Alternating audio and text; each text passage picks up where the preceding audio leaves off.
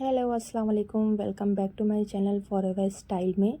यहाँ पे ये मैं सूट बनाने वाली हूँ। जैसे कि आप देख रहे हो, ये मेरी कुर्ती का फैब्रिक है। ये मैं अलग से तीनों पीस में अलग अलग के लाई हूँ और तीनों को मैंने मिक्स करके एक सूट बहुत ही खूबसूरत सा रेडी किया हुआ है। तो यहाँ पे ये कुर्ती का जो फैब्रिक है वो 2.5 मीटर का फैब्रिक है और अरस कम है, क्योंकि मुझे ज़्यादा लॉन्ग शर्ट नहीं रखनी थी। इस वजह से मैंने 2.5 मीटर लिया हुआ है, क्योंकि स्लीव्स ऑलरेडी ज़्यादा लॉन्ग हो जाती हैं। इस वजह से मैंने 2.5 मीटर लिया हुआ है फैब्रिक। और वैसे भी अगर अरस ज़्यादा भी हो तो भी अगर आप कुर्ती बना रहे हो तो 2.5 मीटर ही फैब्रिक लेना है। तो ये बहुत ही प्रिंट खूबसूरत लग रहा था, क्योंकि इस पे जो है पिंक कलर का और पर्पल कलर का ही प्रिंट था। तो मैंने पिंक कलर की इसमें क्रोशिया लेस को अटैच कर दिया है, क्योंकि इससे थोड़ा सा जो कलर पिंक कलर है वो परमानेंट कलर आ जाए। तो क्योंकि ये जो पर्पल है वो ज़्यादा हो गया था और येलो भी है ऑलरेडी इसमें, तो थोड़ा सा कलर अलग से भी लगा के अच्छा लगता है। ये दुपट्टा मेरे पास ऑलरेडी पहले से, मैं बहुत टाइम पहले ला के रख दिया था मैंने, इसीलिए मुझे बहुत ही पसंद था। सॉफ्ट दुपट्टा था, बहुत ही अच्छी प्राइस में मिल गया था। मैं आपको जो इसका प्राइस वगैरह है, जो मेरी फुल सिलाई स्टिच और जो फैब्रिक का है, वो मैं आपको नेक्स्ट जो वीडियो आएगी उसमें मैं बताऊंगी। ये मेरे पैंट का फैब्रिक है, ये कॉटन का फैब्रिक है। और जो कुर्ती का है वो भी कॉटन का फैब्रिक है, बट उसमें थोड़ा सा सिल्क ऐड है। तो ये पूरी कॉटन की फैब्रिक की मैं पैंट बनाने वाली हूँ। पैंट आजकल जैसे कि पैंट चल रही हैं, बहुत ही ज़्यादा बॉटम बहुत ज़्यादा ही लूज़ होते हैं, तो उसी के अकॉर्डिंग मैं वैसे ही पैंट बनाने वाली हूँ कि वो आजकल बहुत ही प्यारी लग रही है बनने पे। और उसके ऊपर कोई भी कुर्ती या शर्ट पहने तो बहुत खूबसूरत लगती है। तो यहाँ पे जो लेंथ है वो मैं 40 इंच रखूँगी लेंथ। और ऑलरेडी इसमें फैब्रिक इतना ही आ रहा है और मेरी लेंथ भी इतनी है, तो मैं ऊपर से बेल्ट हो गई और नीचे का जो मैं पलटावा पलटूँगी वो भी अलग फैब्रिक से मैं पलट दूँगी। तो यहाँ सबसे पहले मैं जो मेरी जो वेस्ट है वहाँ पे मैं मार्किंग करूँगी यहाँ से, और नीचे भी मैं मार्किंग कर दूँगी। एक अंदाज़ा आपको मिले कि यहाँ से यहाँ तक के ये मार्किंग करने में आसानी होगी। तो ये मैंने मार्किंग कर दी हुई है। ये मैंने ऊपर वेस्ट पे भी मार्किंग कर दी है। अब यहाँ से मैं ऊपर जितनी बेल्ट लूँगी उतना इंच ऊपर निकाल देंगे। तो मैं 1/2 इंच ऊपर निकाल के और मैं रखूँगी लेंथ 13 इंच। मैं इसका जो आसन आएगा वो 13 इंच रखूँगी। और जो हमारे जो ये लेंथ के बीच में जितना भी नंबर आएगा, यानी कि बीच हाफ से बीच में मार्किंग करनी है। यहाँ पे हमारा एक और मार्किंग होगी जो हमें ऐसा बॉटम टाइप का जो शेप देगा, तो इसलिए मैं यहाँ पे ही मार्किंग कर लूँगी। ये देखिए, अब यहाँ सबसे पहले मैं जो वेस्ट है उसकी मार्किंग करूँगी। तो वो है मेरी 16 इंच है। 16 इंच का हाफ कर देंगे तो 8 इंच आएगा। और 8 इंच में हम लोग जो है इसमें एक 1/2 इंच और ऐड कर देंगे, क्योंकि हम डॉट्स डालेंगे और साइड से भी स्टिचिंग होती है, तो इसलिए उसमें भी थोड़ा सा फैब्रिक चला जाता है। तो इसलिए ऑलरेडी 1/2 इंच ऐड करके अलग से लगाएं। यहाँ पे मैंने प्लेट्स का जो डट्स पड़ेगी वहाँ पे मैंने 4 इंच पे मार्किंग किया हुआ है। यहाँ पे मैंने जो मेरा जो हिप आएगा वो मैंने रखा है 15 इंच रखा है। और 1 इंच मैंने मार्जिन लिया हुआ है। देखिए यहाँ पे मैंने 15 इंच रख के 1 इंच मार्जिन लिया। और जो मैंने वहाँ से 2/2 इंच पे मार्किंग की हुई है, ये जो मैंने 1 इंच हाफ जो मैंने ऐड अलग से किया है उसी में मैं कटिंग करूँगी। और अंदर जो जिसमें जो क्रोच एरिया बनेगा वो मैंने 2.5 इंच पे लिया है, यानी कि 2/2 इंच पे मैंने लिया हुआ है। तो यहाँ पे मैंने क्रोच एरिया बना दिया है। तो ये मेरा बन गया। अब यहाँ पे जो मैंने जो मार्किंग की हुई थी जिस पे शेप देने के लिए, वो मैंने 2 इंच की मार्किंग कर दी है। ये देखिए यहाँ से 2 इंच की मार्किंग कर दी। अब यहाँ से हम ऊपर जो हमारी जो नीचे बॉटम आएगी जहाँ पे, वहाँ से हमें मिलाना है ऐसे करके। आपका अगर स्केल ऐसा है थोड़ा सा तो आप ये वाला भी यूज़ करते हो, वरना आप ऐसे अंदाजे से भी कर सकते हो। बट स्केल वाला ज़रूर आप लें। यहाँ से मैंने स्ट्रेट वाली मार्किंग कर दी, ये देखिए ऐसे कुछ आएगा। तो ये बॉटम जो बनती है बहुत ही प्यारी बनती है। यहाँ पे मैंने जो लिया हुआ है वो मैंने 12 इंच लिया हुआ है ऐसे यहाँ पे। और यहाँ पे मैंने मार्जिन ऐड कर ही के मैंने टोटल लगाया है। तो यहाँ पे मैंने 15 इंच लिया है, टोटल मैंने मार्जिन ऐड करके लगाया हुआ है मार्किंग। और यहाँ से मैं ऐसे मिला दूँगी और ऊपर से आप अपने अकॉर्डिंग जितना भी थोड़ा सा फिट या लूज़ रखना है उसी के अकॉर्डिंग आप मार्किंग स्केल से कर सकते हो। तो ये मैंने जो फ्रंट वाला पार्ट है मैंने उसकी कटिंग कर ली है। तो अब इसकी मैं कटिंग कर लूँगी ऐसे ही। देखिए तो जो मैंने मार्किंग लगाई थी मैंने स्पीड थोड़ी इसलिए ज़्यादा बढ़ा दी क्योंकि वीडियो ज़्यादा लॉन्ग ना हो जाए, इस वजह से आप लोग के ऑलरेडी समझ में आ गया होगा। ये मेरा फ्रंट वाला पार्ट कट हो गया है और दूसरे साइड पे ही मैं मार्किंग उठा ली है। अब देन उसके बाद मैं जो मेरा जो फैब्रिक बचा हुआ था उसी के ऊपर रखते हुए मैं 2 इंच का मार्जिन नीचे की तरफ लूँगी ऐसे।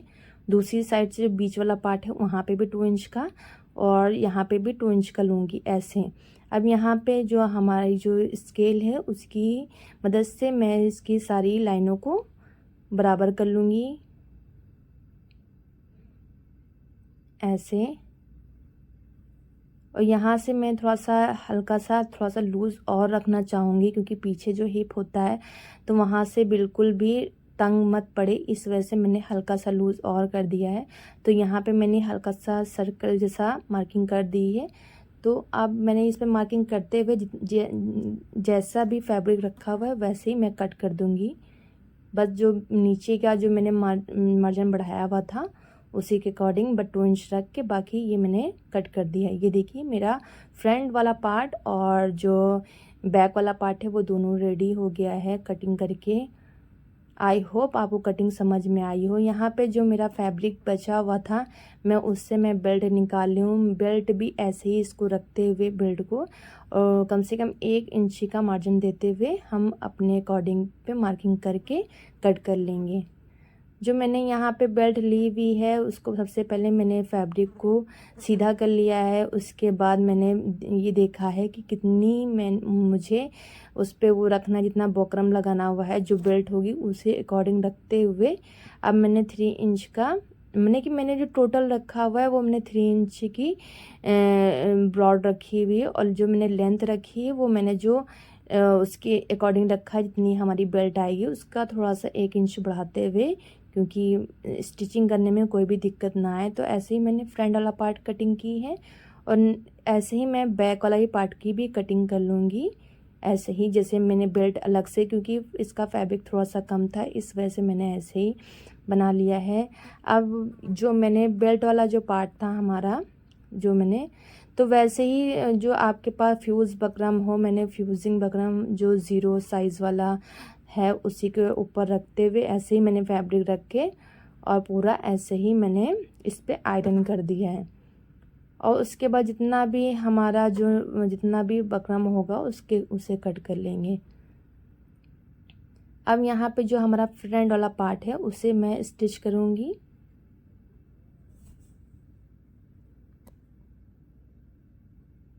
ऐसे। ऐसे स्टिच करने के बाद जो नीचे से ये कम से कम 3 इंच का हम लोग छोड़ देंगे, इससे स्टिच नहीं करेंगे।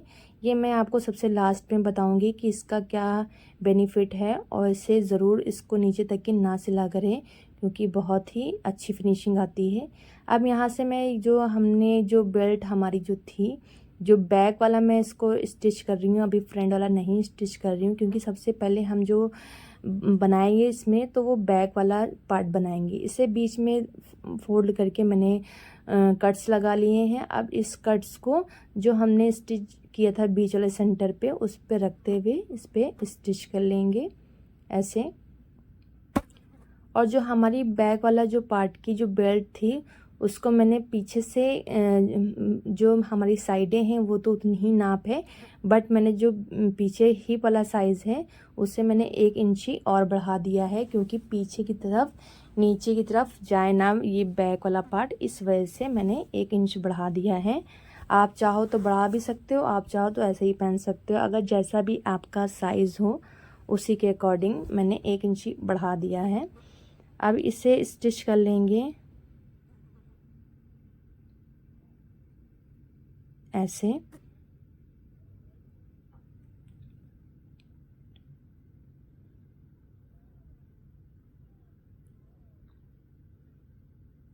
अब इसे फ्रंट की तरफ रखते हुए ऐसे कुछ, ये देखिए।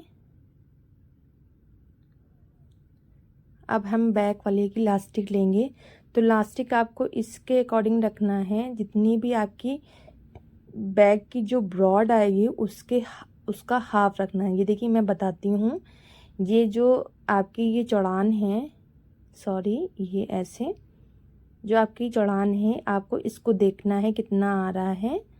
तो हमारा जो आ रहा है वो 23 इंच आ रहा है। 23 इंच में मैं हाफ़ कर दूंगी, तो यहाँ पे 11 हाफ इंच आ रहा है। अब इसमें मैं जो है कम से कम 1.5 इंच में इसमें ऐड कर दूंगी, क्योंकि दोनों साइड से आधा आधा इंच जो है इलास्टिक दब जाएगी। इसी के अकॉर्डिंग मैंने 1/2 इंच बढ़ा दिया है। तो ऐसे आपको फोल्ड करते हुए ऐसे स्टिच कर लेना है। जो साइड है, जो हमारी जो इलास्टिक है, सबसे पहले उसे हम लॉक कर देंगे अच्छे से, क्योंकि इलास्टिक निकले नहीं। तो सबसे पहले दोनों साइडों को ऐसे फोल्ड करते हुए लॉक कर लेना है अच्छे से।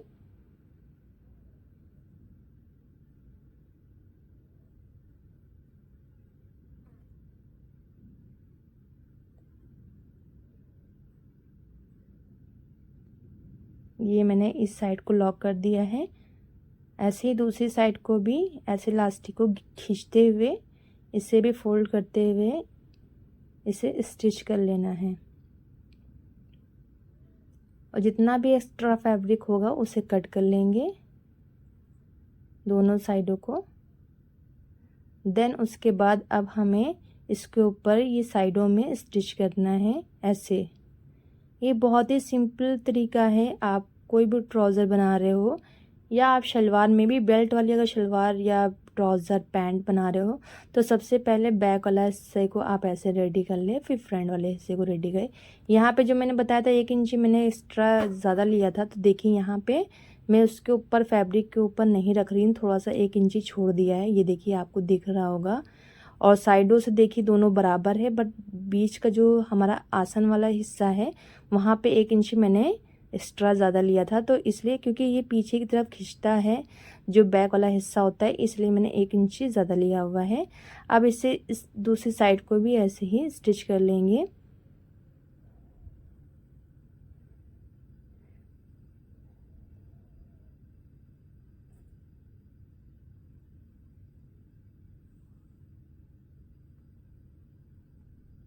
अब इलास्टिक को मैंने ऐसे खींच के ऐसे, अब इसके ऊपर भी स्टिच लगा देंगे। और इलास्टिक को बहुत ही अच्छे से खींचना है, और क्योंकि सबसे जो इम्पोर्टेंट और जो सबसे टफ़ वाला पार्ट होता है वो इलास्टिक को ऐसे इसके ऊपर स्टिच लगाना ही बहुत टफ़ होता है।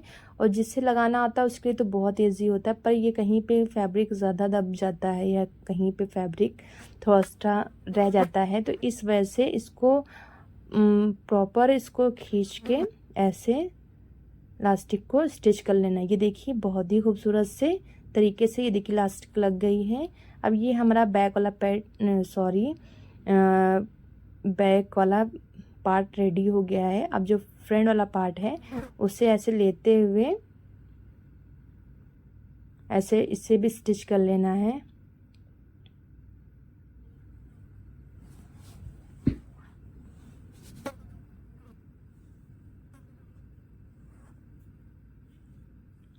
इसे भी इसी तरीके से स्टिच करेंगे कि जो हमारा 3 इंच था उसको गैप देते हुए बस यहाँ तक की स्टिच करेंगे, बस ये नहीं स्टिच करना है। अब जो हमने जो प्लेटों के लिए जो हमने निशान लगाए थे उस पर डर्ट्स डालनी है, जैसे कि हम लोग ब्लाउज में डालते हैं उसी के हिसाब से डालनी है। ऐसे इसको ऐसे फोल्ड करते हुए ऐसे डर्ट्स तरीके डालने ली हैं।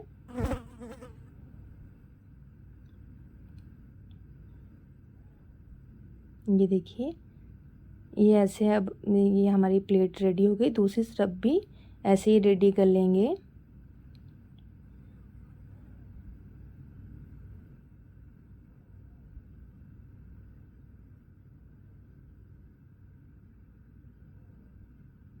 ये हमारा जो फ्रंट वाला जो पार्ट है वो अब रेडी हो गया है। और मैं यहाँ पे इसलिए रुक गई थी कि धागा थोड़ा सा छोड़ते हुए कट किया करिए जब आप डट्स डाला करिए, एकदम पास से मत कट किया करिए।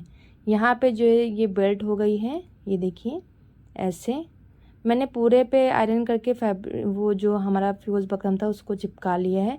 अगर आपके पास हैवी वाला बकरम हो तो उसे आप कट करके ही लगाइएगा, बैक साइड पे ना लगाइएगा। मैंने इसलिए लगाया क्योंकि ये फ्यूज़ बकरम था। यहाँ पे जो हमारा जो फ्रंट वाला हिस्सा है उसका जो उल्टी की तरफ जो फैब्रिक है उस तरफ रखते हुए ऐसे स्टिच करना है। आपको समझ में आ रहा होगा, जो उल्टा कपड़ा होता है उस तरफ रखते हुए, क्योंकि हम लोग फ्रंट की तरफ से नहीं लगाएंगे, फ्रंट की तरफ हम लोग को पलटना है ये फैब्रिक। ओके, तो यहाँ पे ये स्टिच कर लेना है ऐसे। ये दिख रहा होगा आपको, ये मैंने निशान लगाए थे जो, तो वो उल्टा फैब्रिक है। तो ये देखिए मैंने ये ऐसे, अब बाकी का जो एक्स्ट्रा फैब्रिक होगा उसे कट कर लेंगे और देन उसके बाद इस पर भी ऐसे टॉप स्टिच कर देना है। जो हमारा जो फैब्रिक होगा उसको अंदर की तरफ फोल्ड करते हुए टॉप स्टिच करना है, ये आप ज़रूर ध्यान रखें, बाहर की तरफ नहीं अंदर की तरफ। अब ये क्योंकि हमारा फ्रंट वाला एरिया आ गया है तो इसकी तरफ ऐसे स्टिच होता है। अब ये ऐसे हमारा जो फ्रंट पार्ट है वो रेडी हो गया है। अब यहाँ पे देखिए फ्रंट पार्ट को ऐसे रखा और जो बैक वाला पार्ट है उसे ऐसे रखा, दोनों को ऐसे ज्वाइन करते हुए ऐसे, ये दिख रहा होगा आपको, ऐसे स्टिच करना है। समझ रहे हो, नीचे से ऊपर तक के स्टिच करना है और दूसरी साइड को भी ऐसे स्टिच करना है। ये देखिए ऐसे हमारा जो नीचे वाला जो बॉटम का फैब्रिक था वहाँ पे साइड की तरफ रखते हुए और 1/2 इंच का मार्जिन लेते हुए इसे भी स्टिच कर लेना है ऊपर, जहाँ तक कि हम लोग की इलास्टिक पड़ी हुई उस साइड पे हम लोग स्टिच कर रहे हैं।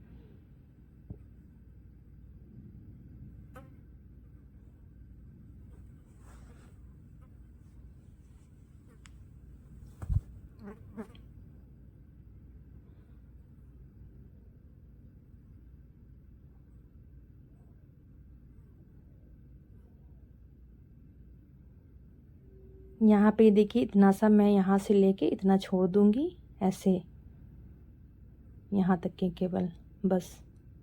और आप चाहो इसको दूसरा भी तरीका होता है स्टिच करने का, बट मैं अभी ऐसे ही बना रही हूँ, तो ये भी बहुत ही ईजी तरीका है, कोई भी दिक्कत नहीं है। इसको ऐसे स्टिच करते हुए देन इसके बाद इसे कट कर देना है और दोनों साइडों को ही ऐसे ज्वाइन कर लेना है, दोनों साइड की तरफ।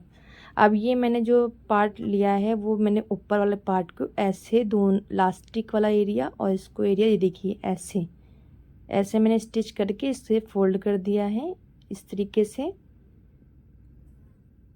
ऐसे करते हुए फोल्ड कर दिया है और 1/2 इंच का अंदर मार्जिन लेते हुए इस पर स्टिच कर देना है ऐसे। यहाँ पे अच्छे से लॉक कर लेंगे, क्योंकि यहाँ पे जब इलास्टिक होती है और जो फैब्रिक होता है और इसमें बकरम होता है तो डबल तिब्बल हो जाता है, तो बहुत ही दिक्कत होती है यहाँ पे मशीन चलने में, इसलिए बहुत ही आराम से मशीन चलाएं। यहाँ पे ये देखिए मैंने ऊपर की तरफ ये फैब्रिक है और बेल्ट की तरफ, तो ये मैंने इसके ऊपर स्टिच करना शुरू कर दिया है ऐसे, 1/2 इंच को अंदर लेते हुए ऐसे। अब ये ऊपर जो फिनिशिंग वाला एरिया आ गया है एकदम फ्रंट वाला, तो ये बैक से लेके फ्रंट की ही तरफ पलटे तो बहुत ही खूबसूरती से ये बेल्ट तैयार हो जाती है। यहाँ पे भी अच्छे से लॉक कर दें। अब ये देखिए मैंने इसको कट कर लिया, ये हमारी कुछ बेल्ट ऐसे रेडी हो गई। देखिए दोनों तरफ से बहुत ही फिनिशिंग से बना है, ये साइड नहीं निकल रही है कि आपके गड़े गुड़ेगा भी नहीं, और जो है साइडें भी बहुत ही ज़्यादा क्लीन है। और ये तो खैर फैब्रिक ही थोड़ा सा मोटा था, और अगर आपका सॉफ्ट फैब्रिक होगा तो बहुत ही ईजिली बन जाता है। यहाँ जो हमारा जो बॉटम का जो पलटावा था उसका फैब्रिक नहीं था, तो मैंने अलग का फैब्रिक अटैच किया हुआ है इसके ऊपर। और क्योंकि इसको अंदर ही की तरफ मुझे फ़ोल्ड करना है, आप चाहो तो कुर्ती का फैब्रिक लगा के फ्रंट की तरफ भी फ़ोल्ड कर सकते हो और जो है अंदर की तरफ भी फ़ोल्ड कर सकते हो। पर मैंने कुर्ती का फैब्रिक इसलिए नहीं लगाया है क्योंकि मुझे रिस्क नहीं चाहिए था कि मेरी कुर्ती में कुछ भी थोड़ा सा फैब्रिक कम हो जाए, क्योंकि मैं स्लीव्स वगैरह थोड़ी सी लॉन्ग ज़्यादा पहनती हूँ क्योंकि मेरी हाइट भी ज़्यादा है, तो उसी के अकॉर्डिंग तो इसलिए मैंने इसके अंदर अलग फैब्रिक का पलटावा लगाया। बट ये फैब्रिक बहुत ही अच्छा लग रहा था। और देखिए मैंने पलट के और जो इसके ऊपर टॉप स्टिच भी करी। ये करना बहुत ही ज़्यादा इम्पोर्टेंट होता है, अगर आप पलटावा लगा रहे हो तो बहुत ही ज़्यादा इम्पोर्टेंट होता है, क्योंकि इससे बहुत ही ज़्यादा फिनिशिंग से आपका जो ये फैब्रिक है वो अंदर की तरफ फोल्ड हो जाता है। आपको ज़्यादा ही मेहनत नहीं करनी पड़ती है और ना ही आयरन करना पड़ता है। तो ये देखिए मैंने टॉप स्टिच करके देन उसके बाद मैं अब इसे कट कर लूँगी और इसकी ये देखिए बैक की तरफ पलटते हुए इसके ऊपर भी स्टिच कर लूँगी। आप चाहो तो तुरपाई भी कर सकते हो, स्टिच भी कर सकते हो, वो आपकी चॉइस है। तो यहाँ पे मैंने इस पर स्टिच लगा दिया है ऐसे। और जब इसको स्टिच करें तो इसका बहुत ही ज़्यादा ध्यान रखें कि फैब्रिक ज़्यादा खींचे नहीं, बैक से भी और फ्रंट से भी थोड़ा हल्का सा नमी देते हुए फैब्रिक को। कोई भी अगर आप देन स्टिच ऐसे ही कर रहे हो सिंपली, तो भी फैब्रिक को ज़्यादा खींचे खाचे नहीं, तो उससे थोड़ा सा फिनिशिंग में थोड़ी सी कमी आ जाती है। तो इसलिए मैंने ये देखिए ऐसे कुछ बहुत ही जो ऊपर वाला फैब्रिक है जो यानी कि जो पीछे पलटावा है उसे बहुत ही लूज़ ही देते हुए स्टिच करना है। ये देखिए पलटावा कुछ ऐसे लग गया है, ये बहुत ही ज़्यादा प्यारा भी लग रहा है क्योंकि इसका जो फैब्रिक है वो भी अच्छा लग रहा है, ऐसे लग रहा है। और ये मैंने दोनों तरफ ही रेडी कर लिया है। अब ये मेरा मेन जो स्टिच रह गया है वो हमारा जो घेरा है उसको स्टिच करना है। और ये देखिए पलटावा लगा, ये उल्टी तरफ फैब्रिक में रखा, जो जो पैंट है हमारा वो उल्टा फैब्रिक की तरफ है। तो ये देखिए ये ऐसे देखिए यहाँ पे ये मैंने छोड़ा हुआ था 3 इंच, तो उसको ऐसे स्टिच करना है यहाँ तक के केवल, और यहाँ से भी स्टिच करना है, 1/2 इंच का मार्जिन लेते हुए स्टिच करना है। देन उसके बाद हम उसकी जो सिलाई करेंगे, पहले ये हम कर लेंगे देखिए 1/2 इंच का मार्जिन देते हुए और ये ऐसे स्टिच कर लेंगे।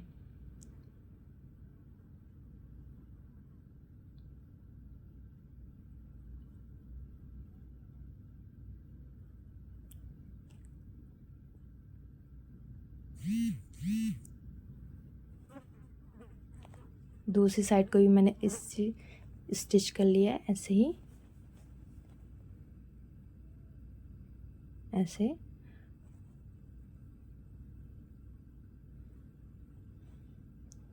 ये मैंने देखिए स्टिच कर लिया है। अब जो हमारा जो एरिया बचा है वो क्रोच एरिया बचा है जो मैंने छोड़ा था कि फैब्रिक को अब ऐसे ही लेते हुए ऐसे, ये देखिए ये इससे आपकी जो आसन होगा उस पर पता है ज़्यादा ज़ोर नहीं पड़ेगा, जैसे कि सिलाई खुल जाए या कपड़ा फट जाए, ऐसा कुछ नहीं होगा। बाकी कपड़े में आपके कोई भी कमी है तो वो तो फट सकता है, बट आपकी स्टिचिंग के हिसाब से कुछ ख़राब नहीं होगा और आपको चलने फिरने में या फिर अगर आप दौड़ भाग भी कर रहे तो ईज़िली कर सकते हैं, क्योंकि ये कहीं से भी फंसेगा नहीं। यानी कि जो जो हमारे ट्राउज़र होते हैं साइडों से उठ जाते हैं क्योंकि उस पर ज़ोर पड़ता है आसन के ऊपर, जैसे हम लोग एकदम नीचे तक की स्टिच करके फिर घेरा सिलते हैं, तो वो बहुत ही रॉन्ग साइड है।